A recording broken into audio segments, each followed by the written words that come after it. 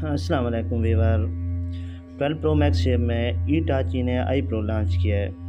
Dear Weaver, इस set के जो फीचर हैं 1000 contact, 100 contact, display 2.4 inch, rejected unknown caller, PCBA MTK, airplane mode, powerful torch light, internet browser, audio video player, dual sim, 2000 mAh battery, infix battery, bullet battery.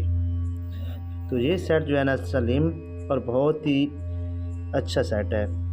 और ये जो है इसके साथ कवर भी मिलता है, प्रोटेक्टर जो होता है। और ये जो स्मार्ट सेट है कीपैड में, और जो है ना बटन इसके जो है ना टच की तरह है।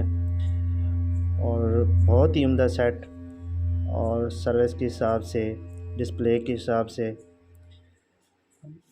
डब्बा चार्जर, फास्ट चार्जर है।